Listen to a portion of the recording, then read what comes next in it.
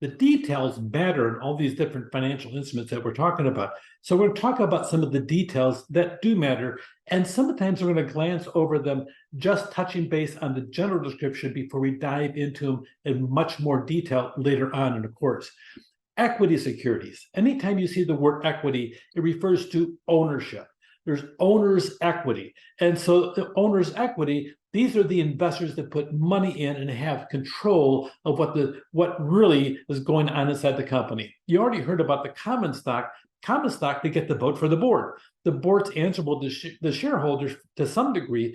For sure, they're answerable on the annual meeting that's required by the Securities and Exchange Commission for anybody that sells public stock to the general public.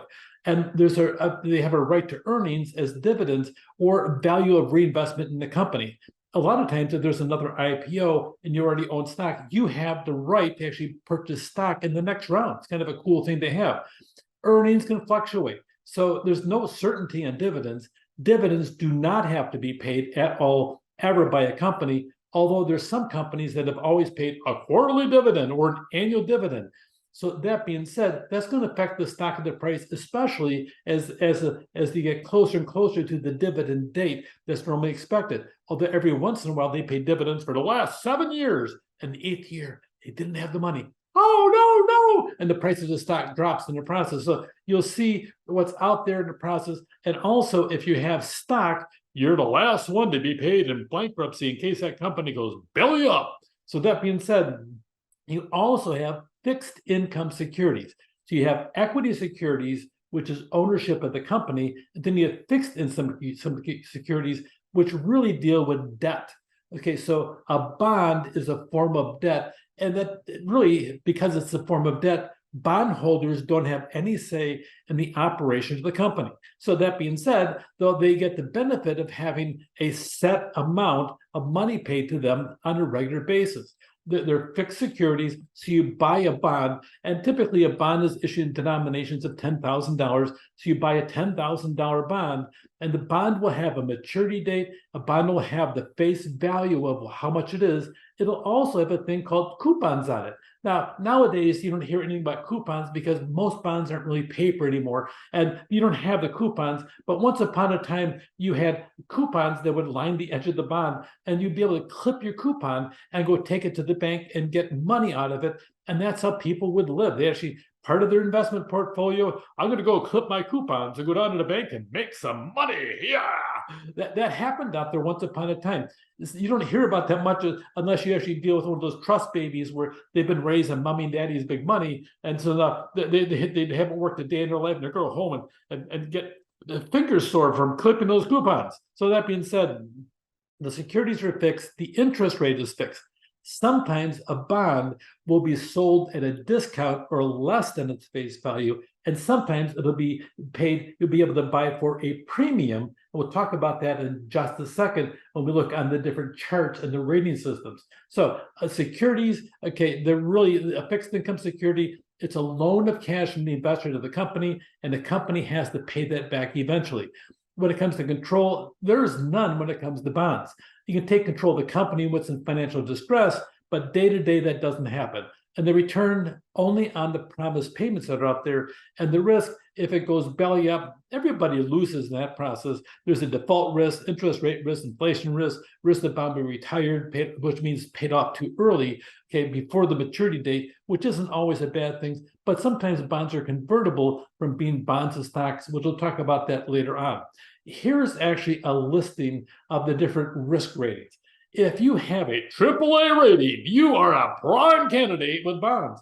Actually, you are. So those, there's no worry about this company going belly up.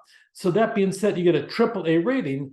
And of course, because you have a AAA rating, the interest these bonds will pay when they're rated prime is going to be less than other people because it's a much safer investment.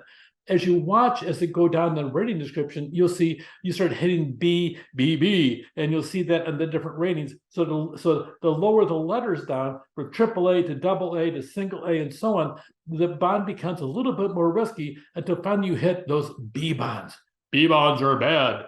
Well, actually, they're not that bad until you start hitting that highly speculative, the B1, B plus aspect of it. Then you start looking at it. And then when you hit the C ones, you get paid lots of interest rate, but there's a good chance that you aren't going to see any money back because those are highly speculative money, because bonds like this, there's no assets to back them up. They're all speculation. It's just a rating system as to based upon the integrity and the financial status of the company.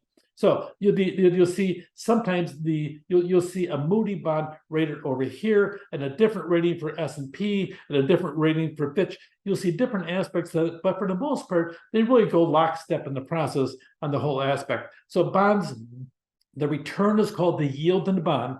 So the current yield is the annual interest payment divided by the current price of the bond. That's the current yield. And then the yield to maturity, you estimate the annual rate of return and assume the bond's going to be held by you all the way to maturity. That's called yield to maturity. But probably of all of them, the current yield and the yield curve are probably the two most critical. The yield curve is the yield to maturity at different lengths of maturity. So it depends where it's at in the process and part of your portfolio too.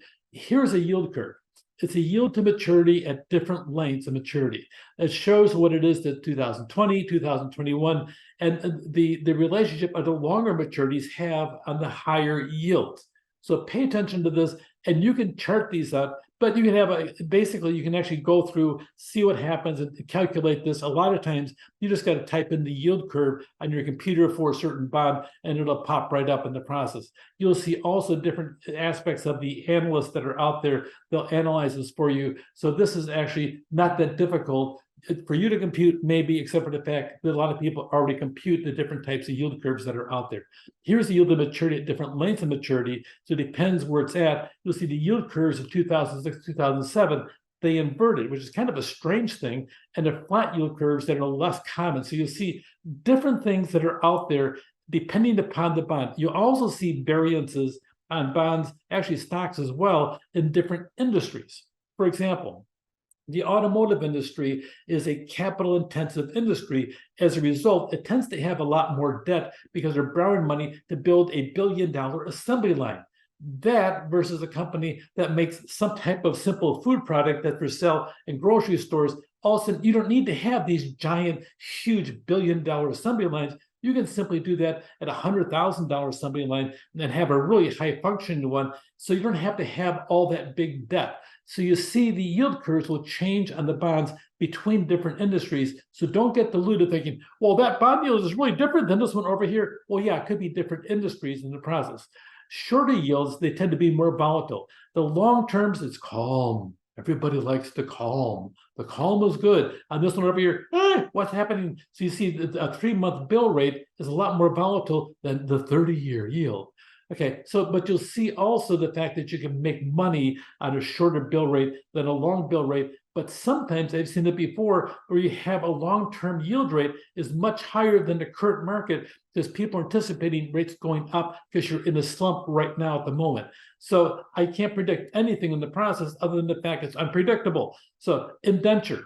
Okay, indenture is the issue about collateral. Okay, so if you have an indenture bond, it's a terms of debt agreement, so you pay attention to the collateral that's involved, and it could include limits on the dividends, but also limits on additional debt. So it depends how it's set up. A trustee is an agent appointed by the company to act in the interest of the bondholders and enforces the indenture. And also you have registered bonds and bearer bonds. Whoever owns the bond or bears the bond owns it by possession. You don't hear much about registered bonds in the aspect of, I have a registered bond, but normally that's what the people do. The bearer bonds, whoever owns it, whether they pick it up, there's no registration. So if you own it, you can go in and use that and also receive all the benefits of it. So there's two different kinds out there. There's fixed income securities, you have bond ratings, bond yields. Pay attention because we're going to be coming back to the bond yield thing in the aspect of how to go about calculating that, and also the yield curves. We're at the overview stage now. We'll come back and look at more of these details that really matter to you. Take care.